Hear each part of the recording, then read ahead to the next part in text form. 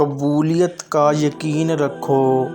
نبی کریم صلی اللہ علیہ وآلہ وسلم نے ارشاد فرمایا، تم اللہ تعالیٰ سے ایسی حالت میں دعا کیا کرو کہ تم قبولیت کا یقین رکھا کرو اور یہ جان رکھو کہ اللہ تعالیٰ غفلت سے بھرے دل سے دعا قبول نہیں کرتا۔ رسول اللہ صلی اللہ علیہ وآلہ وسلم نے فرمایا، جو شخص نماز فجر باجماعت ادا کرے پھر اپنی جگہ پر بیٹھ کر اللہ تعالیٰ کا ذکر کرتا رہے یہاں تک کہ سورج طلوع ہو جائے، پھر 2 رکعت اشراق کی نماز پڑھے تو اس کے لیے ایک مکمل حج عمرہ کا ثواب ہوگا۔ رسول اکرم صلی اللہ علیہ وآلہ وسلم سے پوچھا، اے اللہ کے رسول، کون سا عمل اللہ تعالیٰ کو زیادہ محبوب ہے؟ آپ صلی اللہ علیہ وآلہ وسلم نے فرمایا، نماز کو اس کے وقت پر ادا کرنا۔ میں نے کہا، اس کے بعد کون سا؟ آپ صلی اللہ علیہ وآلہ وسلم نے فرمایا، پھر والدین کے ساتھ حسن سلوک کرنا۔ میں نے کہا، اس کے بعد کون سا؟ آپ صلی اللہ علیہ وآلہ وسلم نے فرمایا، پھر اللہ کے راستے میں جہاد کرنا۔ سیدنا ابن مسعود رضی اللہ تعالی عنہ فرماتے ہیں، اگر میں مزید درخواست کرتا تو آپ صلی اللہ علیہ وآلہ وسلم مزید چیزیں بتاتے۔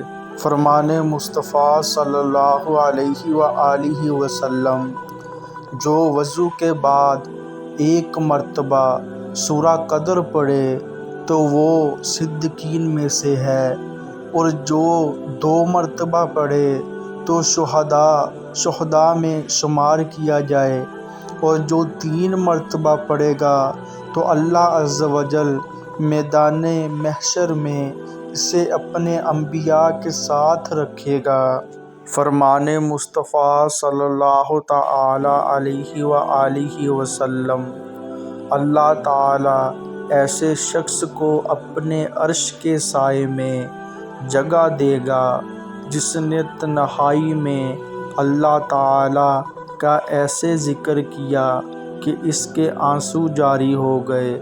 یا اللہ پاک ہم سب کو رونے والی آنکھ عطا فرما، آمین۔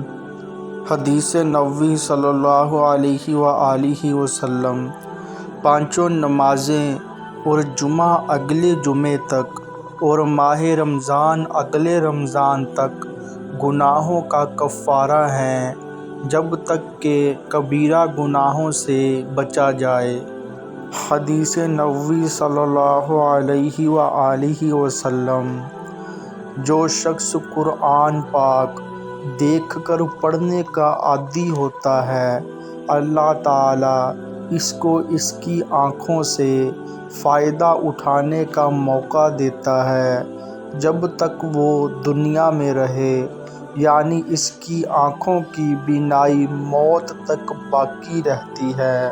فرمان مصطفیٰ صلی اللہ علیہ وآلہ وسلم، معراج کی شب میرا گزر ایسے لوگوں پر ہوا جن کے پیٹ گڑھوں کی مانند بڑے بڑے تھے، جن میں سانپ تھے جو پیٹ کے باہر سے نظر آتے تھے۔ میں نے حضرت جبرائیل علیہ السلام سے پوچھا، یہ کون لوگ ہیں؟ تو فرمایا، یہ سود کھانے والے ہیں۔